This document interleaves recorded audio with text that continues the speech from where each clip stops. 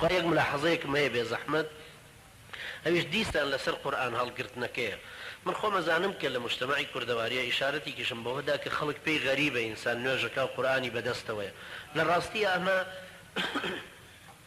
وەکو زۆر شتی تری سنەتی پێغەمبەر عەلەیهی سەڵات وسەلام. بۆ نمونە پێغەمبەر عەلەیهی سەڵات وسەلام لەگەڵ حوزەیفەی کوڕی یەمانە بوو، ئەڕۆیشتن کە گەیشتنە سەر زبڵدانی گەڕەچێک منتقەیەک لادەیەک سەر پەین و سەرنگوێلکێک بە پێوە میزی کرد.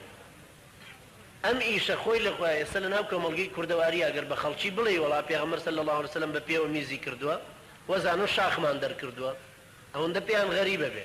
مع العلم من ڕیوایەتی بوخاریە و مسلیمە و پێنج لە ئەهلی صحاحی ستە ڕیوایەتیان کردووە.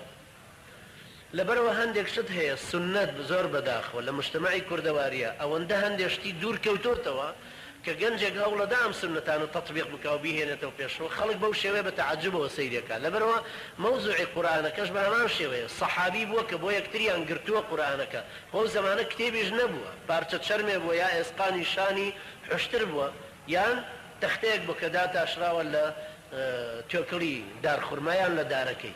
هیوادارم خوای پەروەردگار ئێمەشی وەرسەر کردو بکە و سەلام عەلەیکم. بەڵێ